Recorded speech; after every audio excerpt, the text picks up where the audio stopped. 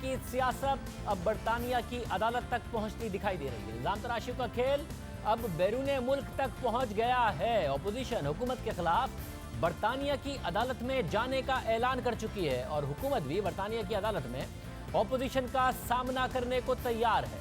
तो क्या बरतानिया की अदालत में फैसला होगा कि कौन सच बोल रहा है और कौन झूठ? साबिक वजीर आजम और नून लीग के सीनियर नायब सदर शाहिद हक्कान अब्बासी ने आज मीडिया से बात करते हुए कहा कि हुकूमत के खिलाफ बरतानिया की अदालत में हितक इज्जत का दावा किया जाएगा। हुकूमत चैलेंज कर रही थी कि अगर मेल ऑन संडे की स्टोरी गलत है तो जाके बरतानिया में हितक इज्जत का दावा कर दें, और आज शाहिद हक्कान अब्बासी ने यही बात की। मैं इन तमाम हजरात को, इमरान खान को, शहजाद अकबर को और दीगर जो अफराद जो बयान देते हैं, इनके खिलाफ शहबाज शरीफ साहब यूके की अदालतों में हद तक इज़्ज़त का दावा कर रहे हैं।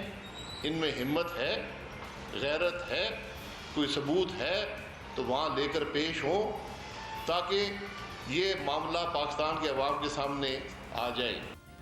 इससे पहले एक गुज़िश्ता रोज़ जब ये खबर सामने आई थी तो अपोजिशन लीडर और नून लीग के सदर शहबाज शरीफ ने भी ट्वीट किया था कि डेली मेल के खिलाफ कानूनी चाराजोई का फैसला किया है। खुद साख्ता और गुमराह कुन खबर इमरान खान और शहजाद अकबर के इमा पर छापी गई। हम इन दोनों हजरात के खिलाफ कानूनी चाराजोई करेंगे। वैसे इमरान खान साहिब, आपको अभी मेरी जानिब से किए गए 3 हितक इज्जत के दावों का जवाब भी देना है। नून लीग हुकूमत को बरतानवी अदालत में ले जाने को तैयार है और हुकूमत भी वहाँ की अदालत में जाने को तैयार है। वज़ीर आज़म के मामले खुसूसी बराए एहतसाब शहजाद अकबर ने आज फिर मीडिया से बात करते हुए कहा कि वो शरीफ खानदान को चैलेंज करते हैं कि उन्हें बरतानिया की अदालतों में ले जाएं। उन्होंने मजीद कहा कि मैं वहाँ की अदालत में एक एक टीटी को साबित करूँगा। मैंने कल भी आपको चैलेंज किया था, मैं आज आपको फिर चैलेंज करता हूँ। खुदारा अपने इस वादे से मुकरना नहीं है, अपने इस दावे से मुकरना नहीं है। इस दावे को ऐसा दावा नहीं बनाना जैसे आपने कहा था कि आसिफ जरदारी मैं तुम्हें सड़कों पे घसीटूंगा। नहीं, मुझे प्लीज़ ज़रूर आपने करना है और लंदन करना है, और फिर उस अदालत में मैं आपकी एक एक टीटी जो यहाँ से लूटे हुए पैसे में किस तरह यहाँ से कैश बैग्स जाते थे, किस किस हुंडी हवाला वाले के पास मॉडल टाउन के आपके घरों से पैसे जाते थे और उन पैसों की बेस के ऊपर वो आपको फेक टीटियाँ लगवा के देते थे। और अभी तो ये 26 मिलियन तो बड़ा छोटा सा अमाउंट है जो आप यहाँ लेके आए, बाकी का आपका पैसा तो बाहर पड़ा हुआ है। इसके अलावा नून लीग की तरफ से ये इल्ज़ाम लगाया गया है कि इस खबर के पीछे हुकूमत है। हुकूमत ने इमदादी काम को मुतासिर करने की कोशिश की है, मगर हुकूमत का कहना है कि उसका इस खबर से कोई ताल्लुक नहीं। आज भी मीडिया से बात करते हुए शहजाद अकबर ने कहा कि अगर वो इस खबर के पीछे होते तो अली इमरान से मुताल्लिक दस्तावेजात जो वो आज सामने लाए हैं वो डेली मेल में शाया करा देते। बैरिस्टर शहजाद अकबर ने आज ये दावा किया कि शहबाज शरीफ के दामाद अली इमरान की कंपनी के अकाउंट में इरा से बराह रास्त पैसे आए। इरा के साबिक डायरेक्टर इकराम नवीद ने तस्लीम किया है कि उन्होंने ये पैसे रिश्वत के तौर पर अदा किए थे, यानी बरतानिया से जो इमदाद आ रही थी वो शहबाज शरीफ के दामाद के अकाउंट में गई और बाकायदा तौर पर उसके दस्तावेजी सबूत भी उन्होंने सामने रखे। कुछ चीज़ें मैं इनसे पूछना चाहता हूँ। पहले तो ये वाज़े कर दें, क्या अली इमरान आपका दामाद है? अगर अली इमरान आपका दामाद है तो ज़रा ये देख लीजिए, ये आपको दिखाया जा रहा है स्क्रीन के ऊपर, ये पे ऑर्डर है। इस पे ऑर्डर पे ये मैंने हाईलाइट किया हुआ है, इसकी डेट्स भी साथ दी गई हैं। इन डेट्स के मुताबिक 6 सितंबर 2002 को ये 20 मिलियन का डिमांड ड्राफ्ट बनता है। मेसर्स अली एंड को, ये अली इमरान साहब की कंपनी है, प्राइवेट लिमिटेड कंपनी है, यही इसके मालिक हैं, सीधे इनकी कंपनी में ये पैसे जाते हैं। ये एक नेशनल बैंक के उस पर बना हुआ है डिमांड ड्राफ्ट। ये 2 डॉक्यूमेंट्स हैं। ये 2011 की पेमेंट है वही अली एंड कंपनी को, जो कि 27 मिलियन की पेमेंट है। ये पेमेंट सारी जब नवीद इकराम डायरेक्टर था एरा में, जो बाद में 56 कंपनियों में भी मुलज़म बना, उसने खुद अपने इकबाली बयान के मुताबिक 131 मिलियन की अदायगी अली इमरान को की हुई है। शहजाद अकबर ने मजीद कहा कि इरा के अकाउंट से पैसे की अदायगी हुई, मगर किस मद में की गई उसकी तहकीकात अभी नैब कर रही है। मगर ये बात इकराम नवीद ने तस्लीम की हुई है कि अली इमरान की कंपनी ने कोई काम नहीं किया था। उन्होंने इरा से पैसा चोरी करके अली इमरान को दिया था। इकराम नवीद को गुज़िश्ता साल अप्रैल में नैब ने गिरफ्तार किया। नैब के मुताबिक इकराम नवीद के खिलाफ पंजाब पावर डेवलपमेंट कंपनी में करप्शन के इल्जामात की तहकीकात शुरू की और फिर नवंबर में यह खबर सामने आई कि मुलजिम इकराम नवीद ने प्ली बार्गेन कर लिया है और इकराम नवीद ने दावा किया कि उसने करप्शन के पैसों में से 13 करोड़ रुपए शहबाज शरीफ के दामाद इमरान अली को भी दिए थे।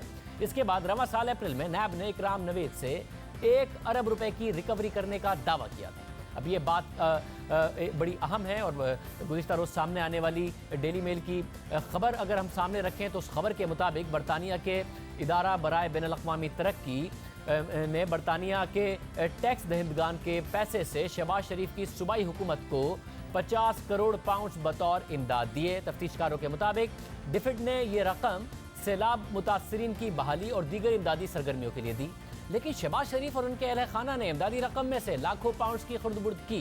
रिपोर्ट के मुताबिक इस हवाले से मनी लॉन्ड्रिंग में मुलव्विस कई अफराद के इंटरव्यूज़ किए गए, उनमें एक बरतानवी शहरी आफ्ताब महमूद भी शामिल है। अहम बात यह है कि यह शख्स रिमांड पर जेल में है और बरतानवी सहाफ़ी ने उसका भी इंटरव्यू पाकिस्तान में आकर किया, जो हुकूमत की इजाज़त के बगैर बहरहाल मुमकिन नहीं था, मगर हुकूमत का कहना है कि इसका मामले से कोई ताल्लुक नहीं है, कोई लेना देना नहीं है। पाकिस्तानी निजात बरतानवी शहरी आफ्ताब महमूद ने अखबार को बताया कि वो बर्मिंघम में मनी चेंजिंग की एक फर्म का मालिक है। अप्रैल में वो पाकिस्तान आया तो उसे यहाँ गिरफ्तार कर लिया गया। उसने बरतानवी सहाफ़ी को बताया कि मुझे पाकिस्तान से सिर्फ मुख्तलिफ नामों पर मबनी एक फैक्स मिलता था जिनको मैंने रकम अदा करनी होती थी। मैं उनको जानता हूं और वो मारूफ शख्सियात हैं। आफ्ताब महमूद ने बताया कि ये मेरा काम नहीं था कि मैं उनसे पूछूं कि यह रकम कहां से आई है। मैं सिर्फ रकम मुंतकिल करता हूं और मैं ये रकम प्रॉपर चैनल से करता हूं। उसने कहा कि इस सिलसिले में बैंक से कोई मसला नहीं होता, इसलिए मुझे रकूम बआसानी मिलती है। खबर के मुताबिक तहकीककारों ने बताया कि हुकूमती ठेकों, किकबैक्स और कमीशन की शक्ल में मिलने वाली रकूम महमूद के लाहौर में दफ्तर में काम करने वाले शाहिद रफ़ीक के हवाले की जाती रही हैं। और ये बात ये पाकिस्तानी तहकीककारों के हवाले से खबर कह रही है कि उन्होंने सहाफ़ी को बताया। और मज़ीद खबर लिखती है कि जेल में कैद शाहिद रफ़ीक ने इस बात की तस्दीक भी की है और कहा कि मुझे मालूम नहीं था कि ये पैसे कहाँ से आ रहे हैं, मैं सिर्फ अपना काम करता था। शाहिद रफ़ीक के हवाले से मज़ीद कहा गया है कि रकूम की मुंतकली में कोई मुश्किल पेश नहीं आई, क्योंकि आफ्ताब महमूद की बर्मिंघम में काम करने वाली कंपनी के जरिए हज़ारों अफराद अपने पाकिस्तानी रिश्तेदारों को पैसे भेजते थे। उसने बताया कि अगर मुझे कहा जाए कि मैं शहबाज शरीफ के बेटों को 1 लाख पाउंड भेजूं तो मुझे उस वक्त तक इंतज़ार करना पड़ता था जब तक मेरे बरतानवी कस्टमर्स इस रकम के मुसावी रकम पाकिस्तान मुंतकिल करने के लिए ना दे दें। रिपोर्ट में मज़ीद कहा गया है कि वो अपने किसी कस्टमर या उसके रिश्तेदारों की जानिब से फराहम करदा रकम झूठे नामों से शहबाज शरीफ और उसके अहल खाना के अकाउंट्स में जमा कराता था। रिपोर्ट के मुताबिक तहकीककारों का अंदाज़ा है कि गलत नामों से मुंतकिल की गई रकम 21 मिलियन पाउंड तक है, लेकिन ये मनी लॉन्ड्रिंग की गई मजमूई रकूम में से एक मामूली हिस्सा है। उन्होंने मजीद कई घोस्ट सरमायाकारों का भी सुराग लगाया है। ये पाकिस्तानी तहकीककारों को अखबार नवीस कोट कर रहे हैं कि उन्होंने ये बात बताई है। रिपोर्ट के मुताबिक इसी तरह शहबाज शरीफ के अहल खाना झूठे अकाउंट्स की बुनियाद पर सरमायाकारी और बैंकों से कर्जे भी हासिल करते रहे। बरतानिया के अखबार ने एक तहकीकाती रिपोर्ट का हवाला देते हुए कहा है कि 2003 में शहबाज शरीफ के अहल खाना के असासे 1,50,000 पाउंड थे, जो 2018 तक बढ़कर 200 मिलियन पाउंड हो गए। शहबाज शरीफ खानदान की आमदनी उनके असासों से मुताबिकत नहीं रखती। खबर के मुताबिक मनी लॉन्ड्रिंग की गई रकूम शहबाज शरीफ के बच्चों, उनकी बेगम और दामाद अली इमरान को मुंतकिल की गई। रिपोर्ट में कहा गया है कि इस मनी लॉन्ड्रिंग से सबसे ज़्यादा फ़ायदा शहबाज शरीफ ने हासिल किया और उन्होंने इस रकम से अपनी जायदादों में इजाफा किया और कई नई जायदादें खरीदी। रिपोर्ट के मुताबिक बरतानिया और मुत्तहिदा अरब अमारात से शहबाज शरीफ की बेगम, 2 बेटों और 2 बेटियों के बैंक अकाउंट्स में 202 मरतबा ज़ाती ट्रांजेक्शन से रकम मुंतकिल की गई। पाकिस्तानी कवानीन के तहत इस तरह की रकूम मौसूल करने से पहले उन्हें यह बात लिख कर देना होती है कि वो रकूम भेजने वालों से ज़ाती तौर पर वाकिफ़ हैं और उन्होंने सरमायाकारी के लिए रकम भेजी है, मगर तफ्तीशकारों का कहना है कि शरीफ खानदान ने ऐसा नहीं किया। रिपोर्ट में शरीफ खानदान के अकाउंट्स में पैसे मुंतकिल करने वाले मुख्तलिफ किरदारों की तहकीकात भी बताई गई हैं और तफसीलात भी बताई गई हैं। बर्मिंघम से मंजूर अहमद नामी शख्स ने शहबाज शरीफ की बेगम, बेटे हमजा और सुलेमान को 13 मरतबा 1.2 मिलियन पाउंड मुंतकिल किए। इस शख्स की जब शनाख्त की गई तो पता चला कि वो पंजाब के देहात में घर के अंदर एक छोटी सी दुकान चलाता है। ये बात पहले बैरिस्टर शहजाद अकबर भी शेयर कर चुके हैं, ये पूरी की पूरी स्टोरी पहले भी आ चुकी है। मजीद अखबार लिखता है कि इस शख्स ने अखबार को बताया कि मेरे पास कभी भी 1.2 मिलियन पाउंड थे ही नहीं और ना ही मैंने कभी बरतानिया का दौरा किया था। इसी तरह रिपोर्ट में एक और शख्स का भी बताया गया है। एक और शख्स महबूब अली ने बर्मिंघम से शहबाज शरीफ के खानदान को 8,50,000 पाउंड भेजे, मगर ये शख्स मामूली मजदूर है। रिपोर्ट के मुताबिक इराक के साबिक फाइनेंस डायरेक्टर इकराम नवीद ने तस्लीम किया है कि इदारे को 2005 में क़याम से 2012 के दौरान डिफिड से 54 मिलियन पाउंड्स मिले। ये रकम बहाली और तवील मुद्दत के दूसरे मंसूबों के लिए थी। नवीद ने अपने जुर्म का एतराफ़ करते हुए कहा कि जब डिफिड इरा को फंड दे रहा था तो उसने 1.5 मिलियन पाउंड्स की खुर्द-बुर्द की, जिसमें से 1 मिलियन पाउंड्स अली इमरान को दिए गए। इकराम नवीद ने मजीद कहा कि इसमें से निस्फ रकम बराह रास्त इरा के अकाउंट से मुंतकिल की गई, जिसकी तस्दीक बैंक से भी होती है। पाकिस्तानी तफ्तीशकारों ने इस हवाले से अली इमरान से मौक़िफ़ लेने और सवालों का जवाब लेने के लिए तलब किया तो वो पेश नहीं हुए, वो लंदन में हैं। अखबार ने डिफिड की अपनी एक रिपोर्ट का हवाला देते हुए कहा कि इरा में एहतसाब का कोई शफाफ निज़ाम मौजूद नहीं, लेकिन इसके बावजूद इरा को भारी रकूम दी गई। खबर के मुताबिक बरतानिया के टैक्स दहंदगान का पैसा ज़लज़ले के मुतासरीन की मदद के लिए दिया गया था, लेकिन बरतानवी टैक्स पेयर्स के पैसे का तहफ़्फ़ुज़ नहीं किया जा सका। तफ्तीशकार यानी कि पाकिस्तानी तफ्तीशकार खबर के मुताबिक इस वक्त डिफिड के दीगर मंसूबों के लिए भी फराहम की जाने वाली इमदादी रकूम का जायज़ा ले रहे हैं। ये सारी की सारी बात इस खबर में लिखी गई है। दीगर प्रोजेक्ट्स की भी बात इस खबर में की गई है कि पाकिस्तान में मज़ीद प्रोजेक्ट्स हैं जिसमें पाकिस्तान के तफ्तीशकार इस वक्त तफ्तीश कर रहे हैं कि जो बैरून मुल्क से फंडिंग हुई है उसमें खुर्द-बुर्द की गई है। ये सारी की सारी बातें इस खबर में बाकायदा तौर पर तफसील से बताई गई हैं और अली इमरान का ख़ास तौर से जिक्र है। आज भी लेकर आ गए शहजाद अकबर साहब जिसकी ये सारी की सारी बात की गई है। डिफिड ने ये सारी की सारी खबर को मुस्तरद किया है और कहा है कि हमारे सारे अकाउंट्स ऑडिट होते हैं, मगर ये रिपोर्ट बहुत सारे सवालात उठाती है। पूरी रिपोर्ट में बार बार तफ्तीशी काम का जिक्र है, जिससे अंदाज़ा होता है कि पाकिस्तान में जारी तहकीकात तक रिपोर्टर को रसाई हासिल थी। इसके अलावा रिपोर्टर ने जेल में मौजूद अफराद तक भी रसाई हासिल की, उनके इंटरव्यूज़ किए। ऐसा हुकूमती रजामंदी के बगैर मुमकिन नहीं। साथ ही ये सवाल भी उठ रहा है कि इस रिपोर्ट में नया क्या है, हुकूमत खुश क्यों हो रही है, क्योंकि ये सब कुछ पाकिस्तान में होने वाली तहकीकात में सामने आ चुका है। खुद हुकूमती वज़रा भी इसका बार बार जिक्र कर चुके हैं, बार बार प्रेस कॉन्फ्रेंस कर चुके हैं। शहबाज शरीफ खानदान के खिलाफ मनी लॉन्ड्रिंग की तहकीकात हो रही है। इस हवाले से जहाँ हुकूमत से सवालात उठते हैं, वहीं नून लीग के हवाले से भी बहुत से सवालात उठते हैं। TTs के हवाले से हमने अपने प्रोग्राम में शहबाज शरीफ के बेटे सुलेमान शहबाज से सवालात पूछे थे, वो जवाबात देने से कतराते रहे। आज तक शरीफ खानदान की तरफ से इन TTs के हवाले से तसल्लीबख्श जवाब नहीं दिए गए। और साहब, ये कासिम कयूम को जानते हैं आप? मैं किसी कासिम कयूम को नहीं जानता, मैं जिंदगी में कभी उसको नहीं मिला। मंजूर अहमद को जानते हैं आप? ऑन रिकॉर्ड हूं, मैं कभी जिंदगी में उसको नहीं मिला। मंजूर अहमद को जानते हैं आप? मैं जिंदगी में नहीं मिला, ना मुझे पता है एक शख्स कौन है। मंजूर अहमद को जानते हैं? मैं किसी एक्सपर्ट को नहीं जानता। जो गवर्नमेंट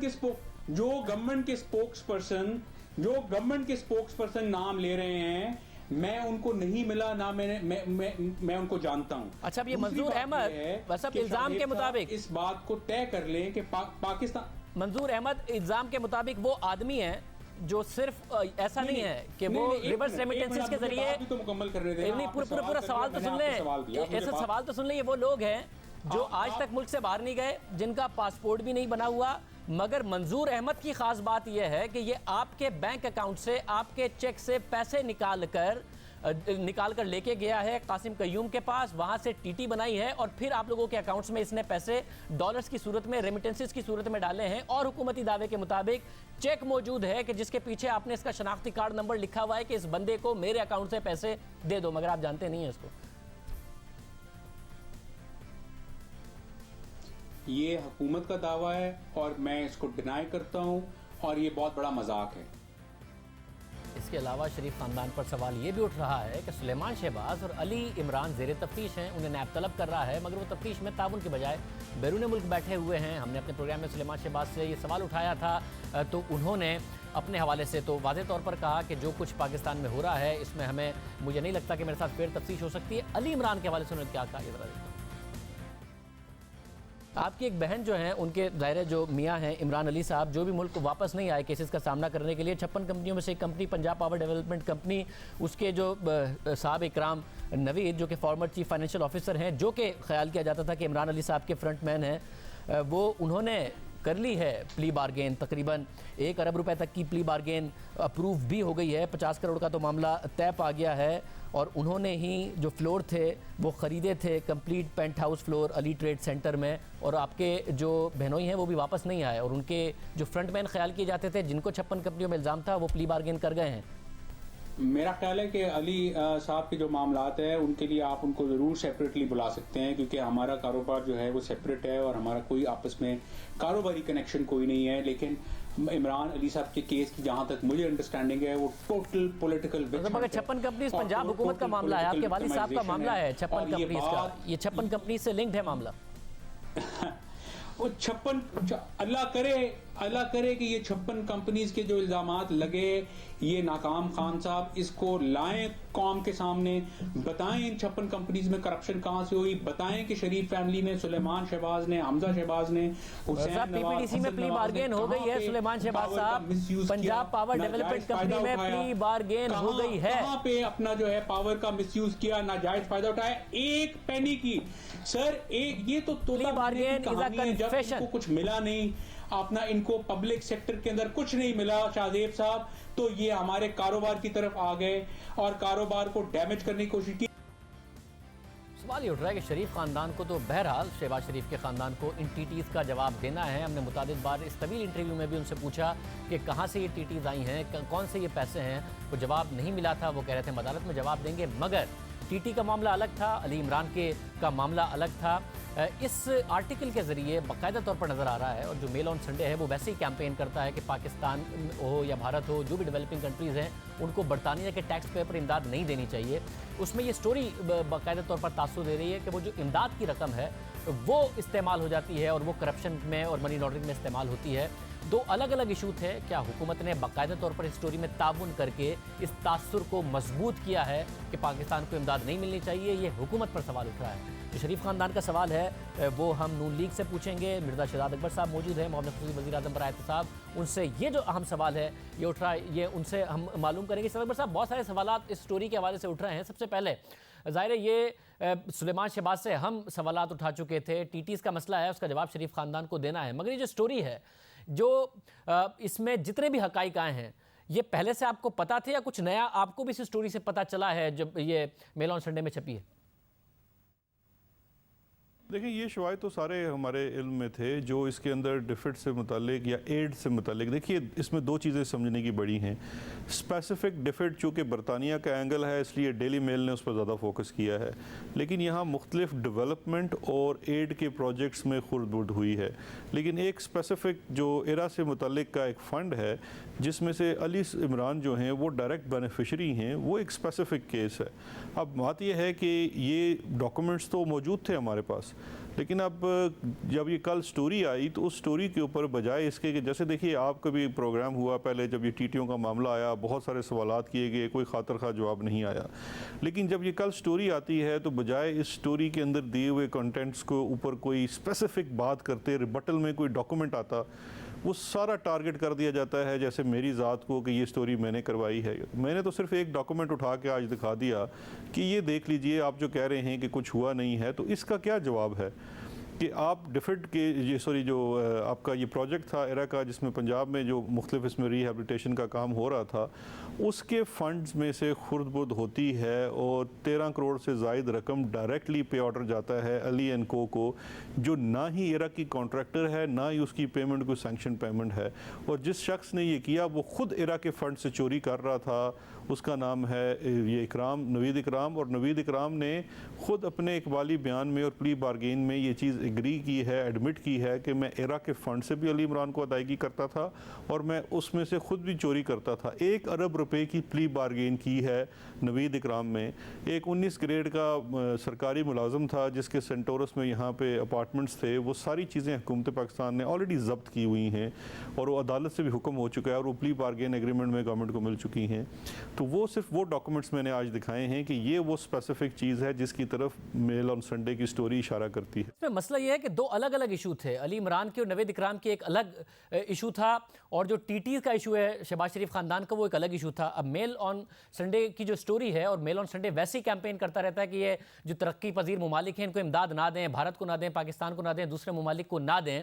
तो मैं जानना चाह रहा हूँ कि इसमें ये इंप्रेशन दिया गया है 2 स्टोरीज़ को, ऐसा लग रहा है कि मिक्स करके कि जो पाकिस्तान को आप पैसा देते हैं वो बजाय इसके कि खर्च हो वहाँ पर, वो मनी लॉन्ड्रिंग के ज़रिए और टीटीज़ के ज़रिए इस्तेमाल हो जाता है और आप भी इस स्टोरी में कंट्रीब्यूट करते नज़र आ रहे हैं कि इस तासुर को तक़वियत दे रहे हैं। तो मैं जानना चाह रहा हूँ, आपने जो डॉक्यूमेंट दिखाया है वो बाकायदा तौर पर official account to official account transfer हुई है, अली इमरान के अकाउंट पर ट्रांसफ़र हुई है जो आपका अकाउंट कहता है इरा के अकाउंट से।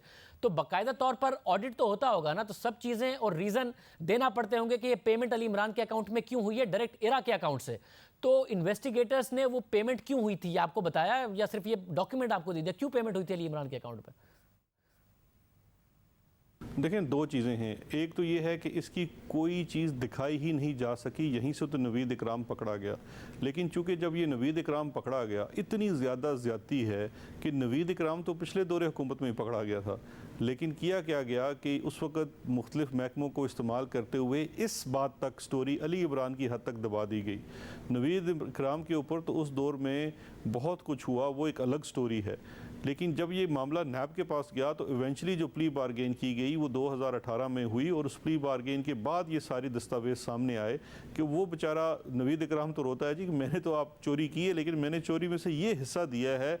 उसे इस हुकूमत से पहले कोई सुनने को तैयार नहीं था, और उसके दस्तावेजी सबूत इस तरह से सामने आए हैं। और ये सारी अनऑथोराइज पेमेंट्स थी। ये बिल्कुल ऐसे है, मैं इसकी एक छोटी सी मिसाल देता हूँ कि आप बैंक के मैनेजर हैं, आपके पास डिफरेंट अकाउंट्स हैं। अब उन अकाउंट्स में से अगर आप चोरी करना शुरू कर दें तो वो सैंक्शन चोरी तो नहीं हो सकती, वो बैंक पूरा तो नहीं उसमें से मिला हुआ ना। एक मुलाजिम चोरी कर रहा है, वो दूसरे किसी शख्स को भी उसमें से पैसे दे रहा है। ये भी मामला कुछ ऐसा था कि जो अली एंड को है, इसका रिकॉर्ड के अंदर कोई कॉन्ट्रैक्टर नहीं है, ये कोई सब कॉन्ट्रैक्टर नहीं था इरा के लिए, इसने कोई फंक्शन परफॉर्म नहीं किया था।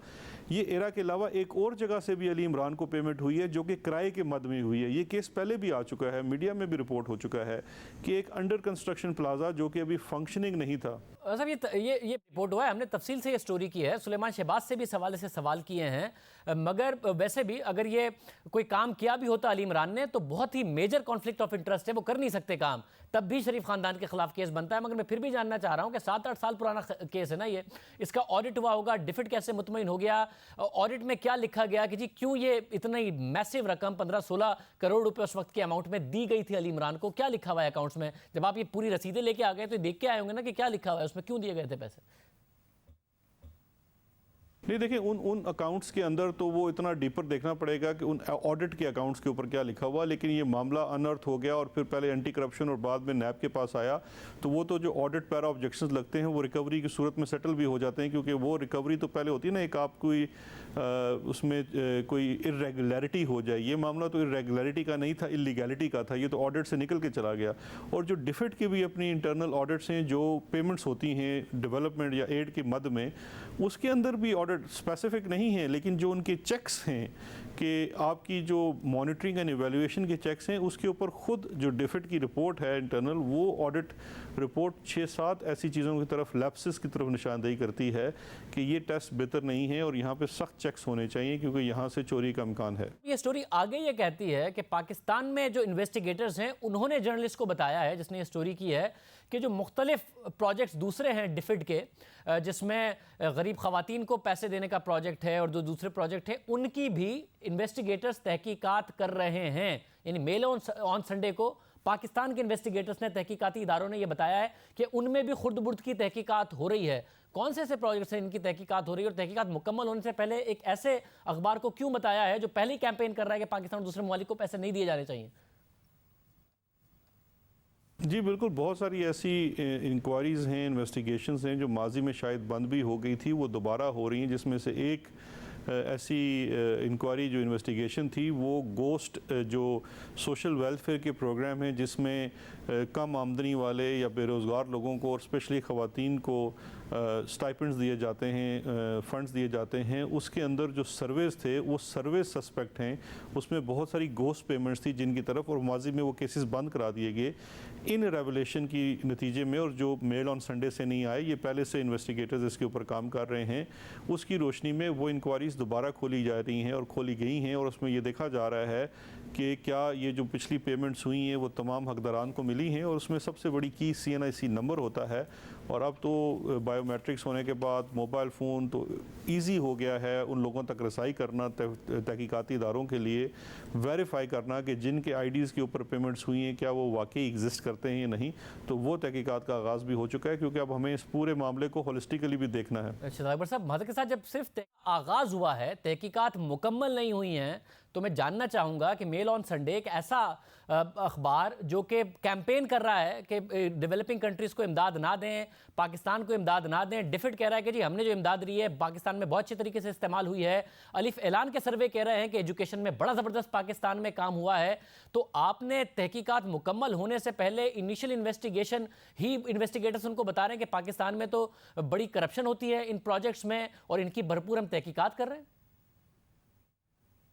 नहीं, ये देखें, ये स्टोरी जो है या इस स्टोरी के अंदर मेरा कोर्ट जो है वो एड को टारगेट नहीं करता, वो हमारे कंडक्ट को टारगेट करता है। और ये बड़ी एक कंसिडरेशन थी कि शायद इससे एड भी मुतासर हो। अगर ये कंसिडरेशन थी तो पहले आपको हतमी तहकीकात करनी चाहिए थी, फिर मेल ऑन संडे को जो पहले ये कैंपेन कर रहा है उसको इंटरव्यू देने चाहिए थे और ये सारी तहकीकात देनी चाहिए थी, या पहले से बताना चाहिए था कि पाकिस्तान में तो जो आप प्रोजेक्ट्स देते हैं उनमें बहुत सारी करप्शन होती है, उसे मनी लॉन्ड्रिंग से भी लिंक कर दिया जो अभी तक एस्टैब्लिश नहीं हुआ। बात मेल ऑन संडे की नहीं है, बात हमारे कंडक्ट की है। अगर हमारी इमदाद की जाती है या हम कर्ज लेते हैं, उस पैसे को हम स्पेंड कैसे करते हैं ये एक हमारी रिस्पॉन्सिबिलिटी है। और अगर हम किसी को पकड़ते हैं तो क्या हम उस चीज़ को बिल्कुल छुपा दें, दबा दें, या हमें उस चीज़ को बताना चाहिए कि नहीं, निज़ाम बेहतर हो रहा है, ऐसी अगर कोई चोरी होगी वो पकड़ी भी जाती है और ना सिर्फ पकड़ी जाती है, रिकवरीज भी होती हैं। अब इसी के केस में, इरा के केस में 1 करोड़ रुपए की रिकवरी हो चुकी। रिकवरी हो गई, अच्छी बात है, आप उन्हें बता दें। तो बाकी अगर चीज़ों में नहीं हुई है रिकवरी तो मैं जानना चाह रहा हूं, क्योंकि शहजाद अकबर साहब आपका वैसे तो एसेट रिकवरी यूनिट के आप हेड हैं, मगर सिर्फ शरीफ खानदान के हवाले से या ऑपोजिशन के हवाले से ही आपकी प्रेस कॉन्फ्रेंस होती है, तो उन्हें बुरा दिखाने के लिए उनका जवाब उन्हें देना है। आपने कहीं पाकिस्तान का तो नुकसान नहीं कर दिया, क्योंकि आपका जुमला यह है जो कि इस स्टोरी में कोट हुआ है कि the international community needs to get much more serious about this. Despite concern expressed by world leaders, money can still be plundered from developing countries such as Pakistan and washed in the global banking system with only minimal checks. आप कह रहे हैं पाकिस्तान में corruption होती है और global banking system में वो वॉश किया जा सकता है, हालांकि अभी तक कोई ऐसी चीज प्रूव नहीं हुई है। Number 2, our investigations into the sources of the money which was laundered are ongoing, but it already appears that some of it, perhaps very large sums, may have been stolen from aid and development projects financed by British taxpayers। आप खुद ही कह रहे हैं कि बहुत सारा पैसा हमें लगता है, हमारी इन्वेस्टिगेशन पूरी नहीं हुई है, बट हमें लगता है कि जो बरतानवी टैक्स पेयर्स का पैसा दिया गया था उसमें से बहुत सारा पैसा चोरी हो गया। तो इन्वेस्टिगेशन पूरी नहीं हुई है, इस अखबार को आपने ये बात कह दी है। नहीं, देखें, ये उसके बाद आप ये भी देखिए कि ये जो पैसे सारे अकाउंट्स में आते थे, इसके बाद करते क्या थे। अगर आप उस अकाउंट्स के अंदर चले जाएं, जिन अकाउंट्स के अंदर ये पैसा जा रहा है और उसमें मिक्स पैसा जा रहा है, उसमें कैश ट्रांजैक्शंस भी हैं, उसमें ये बैंक टू बैंक ट्रांसफर्स भी है, फिर वो पैसा वहाँ से निकाल लिया जाता है और उन अकाउंट्स को बंद कर दिया जाता है और फिर वो पैसा घुमाया जाता है, वो जो क्लासिक मनी लॉन्ड्रिंग का तरीका है। तो ये चीज़ ऐसी अनफाउंडेड नहीं है, इसके पीछे बाकायदा तहकीक और एविडेंस शवाहिद मौजूद हैं जिसकी बेस के ऊपर ये बात की गई है।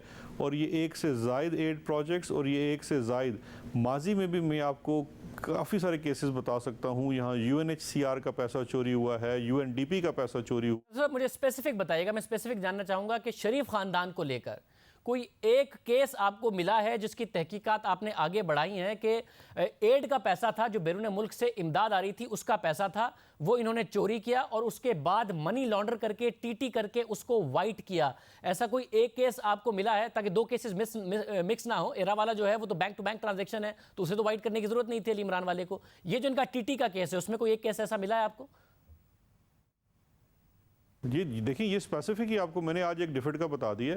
मैं अभी आप देखते जाइए, आने वाले दिनों में मैं जितनी चीज़ें हैं आहिस्ता आहिस्ता, क्योंकि देखें वो पब्लिकली चला, हम तो चाहते थे ये चीज़ें कोर्ट्स में चलें जाएं, कोर्ट्स में जवाब दें, वहाँ तो ये पेश नहीं हो रहे, मफरूर हुए हुए। लेकिन अब ये करता हूँ कि मैं इनके सामने सारी चीज़ें लेके आऊँगा कि किस किस केस में कहाँ कहाँ खुर्द-बुर्द हुई, कहाँ किकबैक्स और कमीशन का चीज़ है, कहाँ एड का है, कहाँ बाहर की कंपनियाँ इन्वॉल्व हैं या उसके पैसों को चुराया गया है। वो सारी चीज़ें आपके सामने आएंगी। जिस तरह देखिए, एक दिन उन्होंने दावा किया कि ऐसा तो कुछ हुआ नहीं अली इमरान के, मैंने आज आपको पेमेंट्स दिखा दिए। मैं आपको इसी हफ्ते के दौरान अली इमरान को जो बाकी पेमेंट्स नवीद इकराम ने की हैं वो भी दिखा दूंगा। उसके बाद बाकी जो केसेस हैं जहाँ पे शेल कंपनीज़ को पेमेंट्स हुई हैं वो भी आपके सामने आ जाएंगी। तो ये सिर्फ मनी लॉन्ड्रिंग नहीं होगी, पीछे से प्रोसीड ऑफ क्राइम भी आपको दिखा। और हम उम्मीद करते हैं कि इससे शरीफ खानदान ने अगर पैसे लूटे हैं तो वो रिकवर हो, उनके ऊपर हो। ऐसा ना हो कि उनको नुकसान पहुंचाने के लिए आप पाकिस्तान को मिलने वाली इमदाद को नुकसान पहुंचा दें। मुझे ये भी बताइएगा, जो आफ्ताब महमूद है, इस तक जो रसाई हो गई है जेल में और इंटरव्यू भी जाके उन्होंने कर लिया, तो पाकिस्तान में तो अब वैसे ही किसी अक्यूज्ड का इंटरव्यू चलाना मुश्किल हो गया है। कोई कन्विक्टेड हो और बेल पर हो तो उसका इंटरव्यू चलाना मुश्किल हो गया है। ये बाहर से एक सहाफ़ी आता है, वो जेल में भी जाता है, आफ्ताब महमूद तक रसाई भी हासिल करता है, इंटरव्यू करके छाप भी देता है और आप उसको कोट भी किए जा रहे हैं। कैसे हो गया? क्या बात करते हैं शाहजेब, क्या बात करते हैं यहाँ पे। जो अंडर देखें, एक तो होता है जुडिशल रिमांड में और एक है फिजिकल। यहाँ फिजिकल रिमांड वालों के इंटरव्यूज़ हैं, उसके बाद कॉन्विक्ट लोगों के इंटरव्यूज़ छोड़े, प्रेस कॉन्फ्रेंसेस चलती हैं जहाँ पे वो कौमी इदारों के ऊपर 2-2 घंटे का भाषण देती हैं। ये तो आज़ाद मुआशरा है, किसी का भी इंटरव्यू हो सकता है। लेकिन अगर देखें स्टोरी के ऊपर, मैं यहाँ पे जवाब मुकम्मल कीजिएगा। ये पाकिस्तान में कभी पहले होता होगा कि जो चाहे मीडिया पर आकर अपनी बात कर ले। अब जब से तहरीक इंसाफ की हुकूमत आई है तो ये होता है कि अगर कन्विक्ट कोई ओपोजिशन से हो तो उसका इंटरव्यू नहीं चल सकता है। हाँ, अगर वो हुकूमत से हो तो वो जहांगीर तरीन साहब हो सकते हैं। वो हुकूमत आकर पाकिस्तान की आवाम को बाकायदा तौर पर एग्रीकल्चर की पॉलिसी बता सकते हैं। हालांकि उनको सुप्रीम कोर्ट ने झूठा कहा है। वो स्टेट बैंक के साथ होने वाली मीटिंग में बैठ सकते हैं। ये अब पाकिस्तान में ज़रूर होने लगा है। ऑपोजिशन से कोई हो तो नहीं हो सकता। अगर मफरूर हो तो इसहाक डार होगा तो उसका इंटरव्यू नहीं चल सकता। परवेज़ मुशर्रफ होंगे तो उनका इंटरव्यू चल सकता है। ये तो अब होने लगा है पाकिस्तान में। एक नई पॉलिसी है जो आप लोगों ने आके मुतारिफ कराई है, पहले नहीं होता था। देखें, ये तो सिंपली अगर हम पॉइंट स्कोरिंग पे आ जाएं तो 2 बातें आप कर देंगे, 2 बातें मैं कर दूंगा। ये पीटीआई की पॉलिसी नहीं है। मुल्क का कानून भी एक चीज़ होता है। एक शख्स जो जुडिशल रिमांड है वो वीडियो इंटरव्यू कैसे दे सकता है? अगर उसने वीडियो इंटरव्यू देना है तो अदालत से उसका होना चाहिए वीडियो इंटरव्यू। और किसी को जाके इंटरव्यू करने में, अब वो डेविड रोज़ ने कैसे किया कैसे नहीं किया, मैं आपको उसका नंबर दे देता हूँ। मेरा ख्याल है कल से वो 10 चैनल्स के ऊपर आ भी चुका है। उसे मैंने किसी भी इंटरव्यू के लिए फैसिलिटेट नहीं किया। आपका मुल्क का जैसा निज़ाम है जिसके अंदर जैसा जिस तरह वो इंटरव्यू कर सकता है, एक्सेस कर सकता है। असल स्टोरी ये होनी चाहिए कि आफ्ताब महमूद का रोल क्या था इसके अंदर। वो सवाल तो बनता है शरीफ खानदान से, मगर आप पूछ लें, ज़ाहिर साफ़ी तो अपनी सोर्स नहीं बताएगा। आप बता दें, आप उसकी सोर्स हैं क्या? नहीं देखिए, मैं ये तो अब देखें, इस पे मैं तकरीबन हर चैनल पे जवाब दे चुका हूँ कि जी अब उसने अगर इंटरव्यू किया है आफ्ताब महमूद का, अगर अपोजिशन वाले ये मुस्लिम लीग नून वालों का टोटल एतराज़ ये है कि जी उसका जेल में इंटरव्यू क्या हो गया, तो बस मैं समझ गया हूँ कि इनके पास कोई जवाब नहीं है। आपसे फिर भी सवाल पैदा हो रहा है कि जो आज आपने डॉक्यूमेंट दिखाया कि ये देखें, इस डॉक्यूमेंट है अली इमरान के अकाउंट में पैसे ट्रांसफर होने का, वो कल ट्वीट करके कह रहा था कि मेरे पास डॉक्यूमेंट्री एविडेंस मौजूद है जो कुछ मैंने खबर दी है। तो आपने दिया, अगर दिया है तो इसमें क्या है बता दें।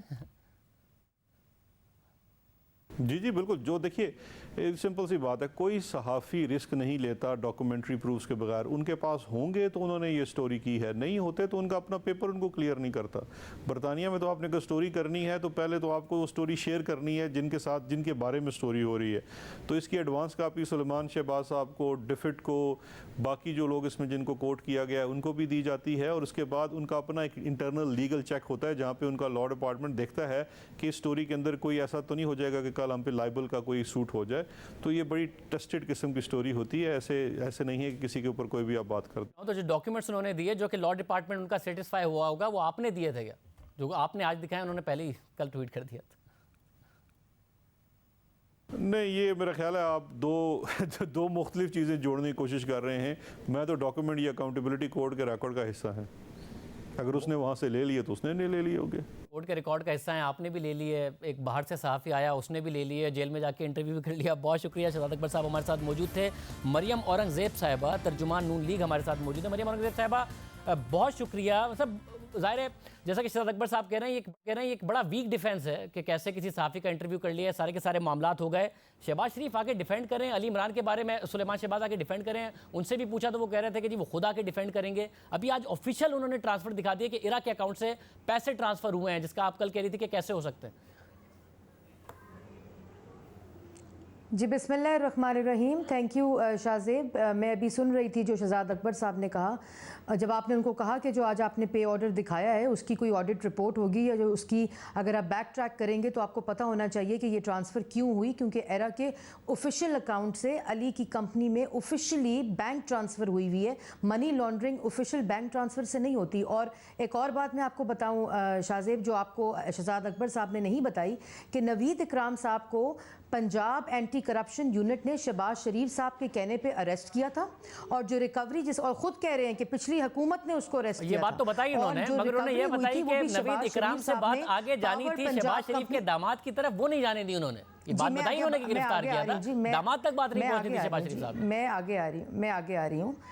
मैंने उनकी सारी बात सुनी है, मैं आगे आपको बता रही हूँ कि उन्होंने ये कहा कि अली इमरान की जो ट्रांजैक्शन है और जो आज पे ऑर्डर दिखाया वो पे ऑर्डर ऑफिशियल बैंक ट्रांजैक्शन है, और अली इमरान जो उन्होंने जवाब देने हैं, जो उनके सवालात हैं वो ज़रूर देंगे। लेकिन मैं जो आपको बात कह दूँ कि कोई भी बैंक ड्राफ्ट हो जो एरा की कंपनी जो कि वफाकी हुकूमत पीपल्स पार्टी के अंदर था, अगर वो अली इमरान के प्लाजा अगर हो या कोई भी प्रॉपर्टी हो, वहाँ उनका ऑफिस भी तो हो सकता है, उसकी ट्रांसफ़र भी तो हो सकती है। ये कैसे हो गया कि हर बैंक जो ड्राफ्ट है वो करप्शन है, वो मनी लॉन्ड्रिंग है, और जब ऑफिशियल बैंक ट्रांजैक्शन है उसकी पीछे पूरी की पूरी कॉन्ट्रैक्ट्स होते हैं, और ये आपको जानबूझकर इसलिए नहीं बता रहे क्योंकि ऐसा कुछ जरूर पीछे होगा। इस स्टोरी को आए हुए 2 दिन हो गए हैं और शहजाद अकबर साहब के इंटरव्यूज देते हुए, और आपको भी 2 दिन हो गए हैं, आज भी आप हो सकता है पे बात कर रही है। आपको एक सॉलिड डिफेंस के तौर पर कोई नहीं आप लोगों के पास कि हुआ क्या असल में, क्यों अली इमरान के अकाउंट में पैसे ट्रांसफर हुए होंगे, जो कि वैसे भी उन्हें गवर्नमेंट डिपार्टमेंट के साथ नहीं काम करना चाहिए। वो शहबाज शरीफ के दामाद हैं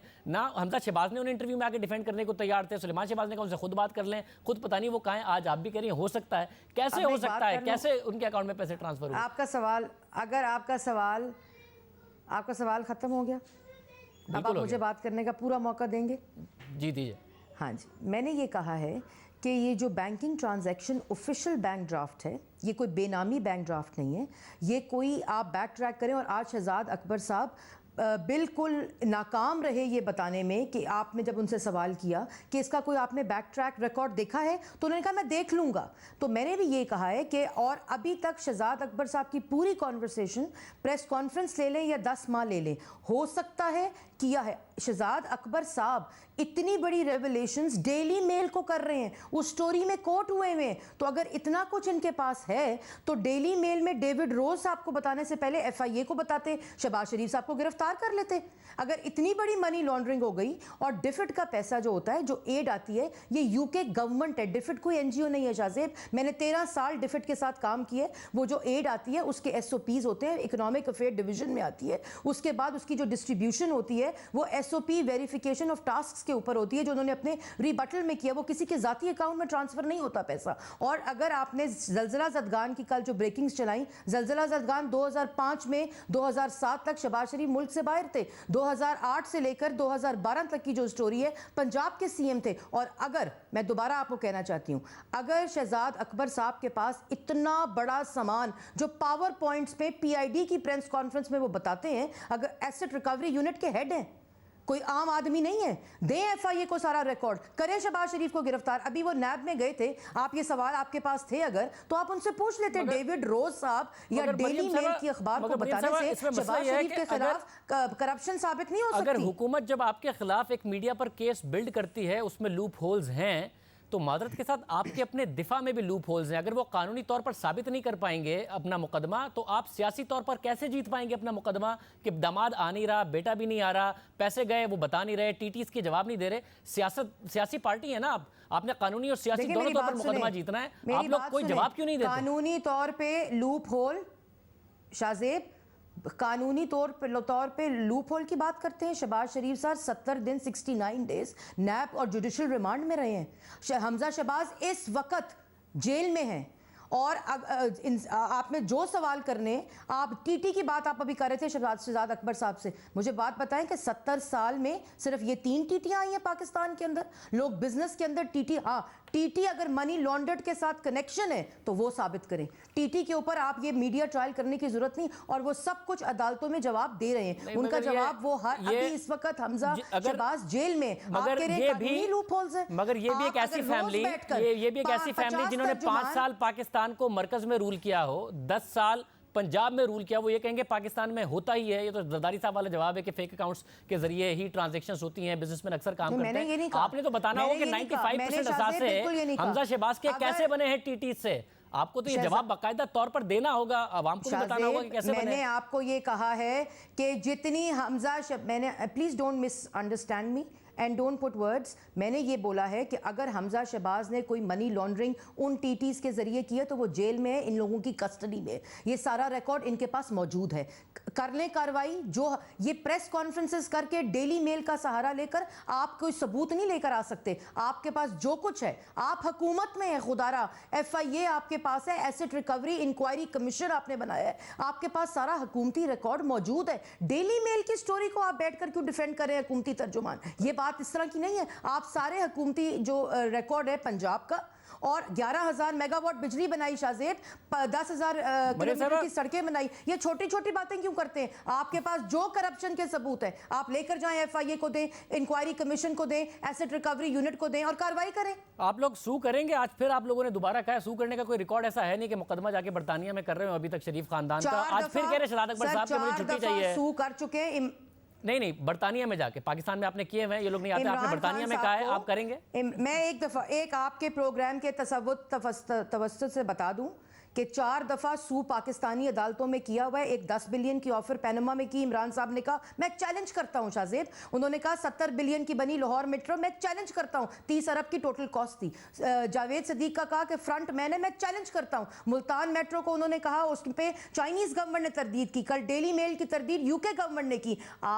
अब हम आज टीम जो है वो लंदन पहुंच गई है सलमान भट्ट साहब की क़यादत में, लॉयर्स की। कल सुबह उनकी मीटिंग है और इनमें अगर जुर्रत है, इनमें अगर हिम्मत है, मैं इनको चैलेंज करती हूं कि अदालतों में सबूत लेकर ना जाएं। सबूत पाकिस्तान की हुकूमत के पास अगर इस मनी लॉन्ड्रिंग के हैं तो कार्रवाई करें, प्रेस कॉन्फ्रेंसेस से बात नहीं बनेगी। बहुत शुक्रिया। तर्जुमान नून लीग मरियम औरंगजेब साहिबा कह कार्रवाई करें, अब आप हुकूमत में हैं, प्रेस कॉन्फ्रेंसेस ना करें। अब अहम बात यह है कि बरतानिया की दूसरे मुल्कों को इमदाद से मुताल्लिक डेली मेल अखबार हमेशा से इसकी तनकीद करता रहा है, मुहिम चलाता रहा है, और वो बाकायदा तौर पर इस स्टोरी में भी कह रहे हैं कि हम इस हवाले से एक मौक़िफ़ रहा है हमारा कि बरतानिया की जो इमदाद है वो तकरीबन 0.7% जो है उनकी खर्चे का, जो टैक्स पेयर्स का पैसा है वो दूसरे ममालिक को नहीं जाना चाहिए। उनका मौक़िफ़ रहा है कि इस किस्म के फंड्स बरतानिया के लोगों के टैक्सेस को ज़ाया करने के मुतरादिफ हैं। जबकि गुज़िश्ता रोज़ जब डेली मेल ने पाकिस्तान से मुताल्लिक़ खबर शाया की तो इस अखबार ने अपनी खबर में एतराफ़ भी किया है कि वो सालाना 14 बिलियन पाउंड्स की गैर मुल्की इमदाद से मुताल्लिक़ बरतानवी पॉलिसी के खिलाफ मुहिम चलाते रहे हैं।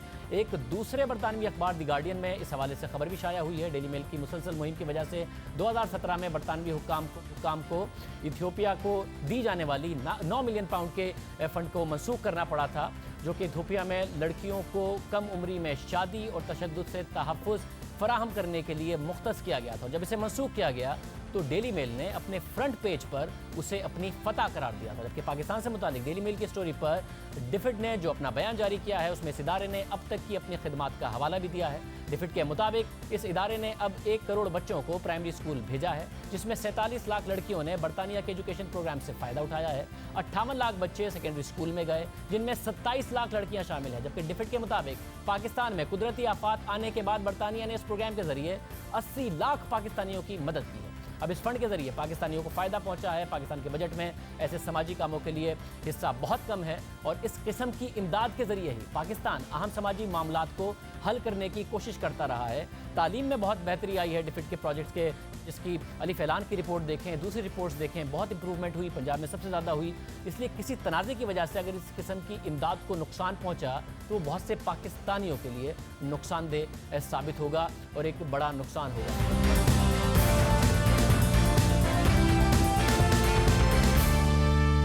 सुप्रीम कोर्ट में कल एक अहम समाअत होने जा रही है। चीफ जस्टिस आसिफ सईद खोसा की सरबराही में 3 रुकनी बेंच कल एक ऐसे मामले की तहकीकात के लिए दायर दरख्वास्त की समाअत करेगा जिसने न सिर्फ मुल्क की सियासत में हलचल मचा दी बल्कि अदलिया की साख पर भी सवालात उठा दिए हैं। क्योंकि इस मामले में एहतसाब अदालत के जज अरशद मलिक पर इल्ज़ाम लगा है, एक ऐसे जज पर इल्ज़ाम लगा है जिन्होंने एक अहम केस का फैसला दिया था। अल अजीज़िया रेफरेंस केस में जज अरशद मलिक ने नून लीग के कायद और साबिक वज़ीर आज़म नवाज शरीफ के खिलाफ फैसला दिया था और नवाज शरीफ को सजा हो गई थी। जिस जज ने फैसला दिया, अब मामला उसी जज की वीडियो स्कैंडल का है। मुल्क की बड़ी अदालत में बड़े केस की समाअत कल होगी।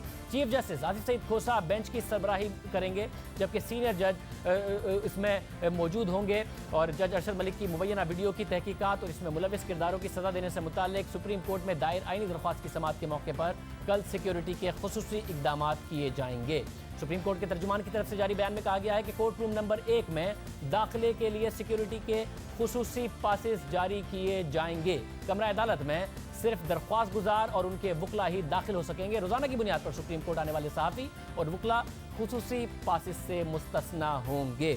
हमारे साथ इस वक्त सीनियर सहाफ़ी क़य्यूम सिद्दीकी और असनात मलिक मौजूद हैं। आप दोनों का बहुत शुक्रिया। क़य्यूम सिद्दीकी साहब, कल बड़ी ही अहम समात है जब से ये स्कैंडल आया है, क्या तवक्कात की जाए? इसके बाकायदा तौर पर समात होगी, वीडियो का जायजा लिया जाएगा, क्या होगा जब एक पटिशन के ऊपर ये समात हो रही है? जी बहुत शुक्रिया। शहज़ेब जो है, एक तो इश्तियाक अहमद एडवोकेट जो हैं उनकी ये दरख्वास्त थी जिसके ऊपर ये जैसे ही मुकर्रर हुई तो आज दो और दरख्वास्तें जो हैं वो भी आई हैं। एक सुहेल अहमद एडवोकेट हैं इस्लामाबाद के और एक तारिक असद जो हैं वो एडवोकेट हैं उनके। तो इन दोनों में भी जो है वो शरीफ ख़ानदान मतलब मरीम नवाज़, नवाज़ शरीफ, शहबाज शरीफ, हुसैन नवाज़ और वजारत क़ानून और दीगर को फ़रीक बनाया गया है, पैमरा को भी फ़रीक बनाया गया है। इन दरख्वास्तों में जो मौक़िफ़ इख्तियार करके ये इस्तदा की गई है, तारिक असद एडवोकेट जो हैं वो ये कहते हैं कि ये अदलिया की आज़ादी का मामला है और इसकी तहकीकात होनी चाहिए और इस तहकीकात जो है उसके लिए कोई सुप्रीम कोर्ट या हाई कोर्ट के जज की सरबराही में कमीशन बनाया जाए। जबकि जो सुहेल अहमद एडवोकेट हैं जिनकी इकराम चौधरी वकालत करेंगे, उनकी तरफ से जो है वो ये कहा गया है कि ये वीडियो जो है इसको प्रोक्योर किया जाए और इसके फोरेंसिक एनालिसिस जो है वो करवाया जाए किसी भी इंटरनेशनल रिप्यूटेड फर्म से। और उसके बाद अगर जिन लोगों ने अदलिया को मलाइन करने की कोशिश की फिर उनके ख़िलाफ़ जो है वो कार्रवाई के लिए अकॉर्डिंग टू लॉ डायरेक्शन जो है वो पास की जाए। तो कल की जो समात है उसमें इब्तदाई समात होगी और इसमें अदालत जो है वो इस बात का जायज़ा लेगी जो कि chief justice Pakistan justice Asif Saeed Khosa, justice Azmat Saeed Sheikh और जस्टिस उमर अता बंदयाल जो हैं इस बेंच में शामिल हैं। और इसमें जो है वो इब्तदाई तौर पे ये देखा जाएगा कि आया ये दरख्वास्तें जो हैं वो क्या पब्लिक इम्पोर्टेंस का या 184(3) की जो सुप्रीम कोर्ट का एक ओरिजिनल जुरिस्डिक्शन है उसके अंदर ये फॉल करती भी है या नहीं करती है, क्योंकि बहुत सारे सवालात जो हैं वो इसके साथ होंगे। तो अब ये इसके बाद अगर दरख्वास्त गुजार अदालत को ये मुतमईन कर सके तो फिर नोटिस होंगे और नोटिस की सूरत के अंदर फिर जो है ये मामला आगे बढ़ेंगे। देखिए असद मलिक साहब, आप क्या समझते हैं, क्योंकि अभी तक जब से चीफ जस्टिस बने आसिफ सईद खोसा साहब, एक बाकायदा तौर पर फोकस नज़र आता है कि जी जो पेंडिंग केसेस हैं उनसे निपटा जाए, सुमोटो उस तरीके से नहीं होते, लोअर कोर्ट्स के मामलात में उस तरीके से मुदाखलत नहीं होती। अब ये पटिशन गई है और क्योंकि एक बहुत बड़ा इशू बन गया है, क्या तवक्को की जा सकती है जो कुछ पटिशन ने मांगा है अपनी पटिशन में इस हवाले से?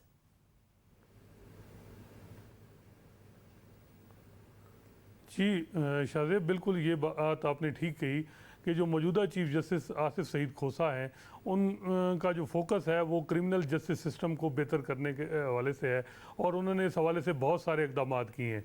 जहाँ तक मामला है पब्लिक इंटरेस्ट लिटिगेशन जो 184(3) में आता है, तो उनके दौर में सिर्फ 5 या 6 जो कॉन्स्टिट्यूशनल पटिशन जो हैं वो एंटरटेन की गई हैं और ये पटिशन भी जो है वो जो है इसके साथ 2 और वकला की, यानी टोटल 3 जो है पटिशन जो है इस मामले पे जो जज जो अरशद मलिक साहब की वीडियो के हवाले से हैं ये पटिशन एंटरटेन की गई हैं।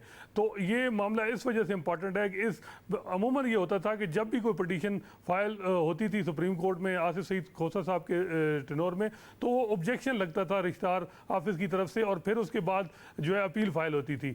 लेकिन इस मामले में देखा गया है कि सुप्रीम कोर्ट ने डायरेक्टली इस मामले को एंटरटेन करके इस पर नंबर लगा दिए और अगले यानी ये इसको जो है समाज के लिए जल्दी फिक्स कर दिया।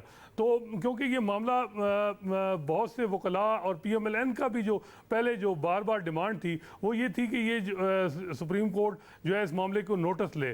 तो क्योंकि ये मामला सुप्रीम कोर्ट में जो है अदलिया की साख के हवाले से है और दोनों साइड से सीरियस किस्म के एलिगेशन लगाए गए हैं। मरीम नवाज़ ने भी जो अपनी प्रेस कॉन्फ्रेंस में जो एलिगेशन लगाए और फिर उसके बाद जो है जज साहब की तरफ से जो एफिडेविट आया तो वो भी एलिगेशन है। तो दोनों साइड से एलिगेशन है और ये एलिगेशन है कि जो नवाज शरीफ साहब हैं उनका ट्रायल जो है वो उसमें इन्फ्लुएंस और उसको मैनिपुलेट किया गया है। तो अब ये मामला सुप्रीम कोर्ट पे है कि वो इस मामले पे कमीशन बनाती है, इंक्वायरी करती है और देखते हैं कि क्या ये जो ट्रायल था नवाज शरीफ साहब का वो इन्फ्लुएंस मैनिपुलेट हुआ या नहीं हुआ, या एक साइड के एलिगेशन ठीक हैं या दूसरी साइड पे हैं। क्योंकि ये मामला सिर्फ सुप्रीम कोर्ट की साख और का भी है, क्योंकि जो इस पूरे मामले को की मॉनिटरिंग थी जो ट्रायल की, वो सुप्रीम कोर्ट के जज मॉनिटर कर रहे थे। तो इस वजह से ये मामला खासी जो है अहम है। और देखें अब कल क्या होता है, किस तरह मामला है। कुछ वकला का कहना है कि सुप्रीम कोर्ट इस मामले में इंटरफेयर ना करे और इस्लामाबाद हाई कोर्ट क्योंकि मामला अपील पेंडिंग है और डिस्पोज ऑफ कर दे। लेकिन बहुत सारे जो वकला हैं वो ये कहते हैं क्योंकि ये अदलिया की साख का मामला है तो पूरा प्रोब होना चाहिए, सच्चाई सामने आनी चाहिए कि किसने किस तरह जो है ट्रायल को मैनिपुलेट किया। और सिद्दीकी साहब, क्योंकि ज़ाहिर नून लीग तो ये डिमांड कर रही है कि नवाज शरीफ साहब को रिहा किया जाए, और जो कानूनी माहिरीन उनका ये ख्याल है कि अब तो रीट्रायल की तरफ और ये मामला जा सकते हैं। देखना है सुप्रीम कोर्ट ने डिसीजन लेना है या हाई कोर्ट ने। मुमकिन है कि हाई कोर्ट पर भी ये मामला छोड़ दिया जाए और वो तो फिर सितंबर में समाअत होनी है, ये भी मुमकिन है। जी हाँ शाहजेब, इस हवाले से अगर देखा जाए कानून में तो जो है वो एक जो CRPC का सेक्शन 491 है, उसमें तो ये है कि अगर कोई इलीगली या नामुनासिब अंदाज के अंदर कोई शहरी जो है वो उसको जेल में रख दिया जाए या उसको कैद कर दिया जाए प्राइवेट या पब्लिक कस्टडी के अंदर, तो हाई कोर्ट का जो जज है उसके पास ये इख्तियार है 491 के CRPC के तहत कि वो इस मामले को देखकर और उसको रिहा करने का हुक्म दे सकता है। अब यहाँ पे सिचुएशन बड़ी दिलचस्प है और वो ये है कि इस्लामाबाद हाई कोर्ट जो है उसके पास अपीलें हैं और अपील क्योंकि कॉन्टीन्यूटी ऑफ द ट्रायल है तो इस्लामाबाद हाई कोर्ट की जुरिस्डिक्शन भी बनती है। और दूसरी तरफ अगर देखा जाए तो लाहौर हाई कोर्ट जो है वो कोट लखपत जेल जो है वो लाहौर हाई कोर्ट के मातहत आती, क्योंकि जेल के अंदर कोई भी शख्स जो है वो दरअसल अदालत की कस्टडी ही के अंदर तस्वुर होता है। तो ये एक तो ये भी मामला है और दूसरा ये मामला है कि अगर सुप्रीम कोर्ट ऑफ पाकिस्तान जो है वो जाहिर है अभी तो मैं जैसा कह रहा हूँ कि अभी इनिशियल हेयरिंग होगी। अब देखते हैं कि कल वीडियोस दिखाई जाती हैं या नहीं दिखाई जाती हैं, अदालत के अंदर वो रिकॉर्ड तलब किया जाता है या अदालत के पास मौजूद है, तो उसके बाद वो क्या इन्फ्रेंस ड्रॉ करते हैं उस हवाले से। तो ये भी एक काफ़ी ट्रिकी सी सिचुएशन है जिसको देखा जाएगा। बहुत शुक्रिया के सिद्दीकी साहब असनात मलिक इस हवाले से आगाह कर रहे थे। तजर्बाकार रिपोर्टर्स हैं अदालती मामलात के हवाले से, मगर जब से जस्टिस खुसर साहब आए हैं वो वाज़ेह तौर पर नज़र आता है कि जो मुदाखलत है उसकी ना हुकूमत शिकायत करती नज़र आती है, ना लोअर कोर्ट शिकायत करती नज़र आती हैं, सुमोटो उस तरीके से नहीं होते, बाकायदा तौर पर उनका फोकस है कि पेंडेंसी कम हो। अब ये मामला जिसमें अदालत की साख पर बहुत ज़्यादा सवाल उठ रहे हैं, इस हवाले से कल क्या अहम फैसला होता है, वीडियोज़ चलेंगी अदालत में नहीं चलेंगी, क्या अदालत फैसला करती है, सबकी नज़रें आला अदलिया पर।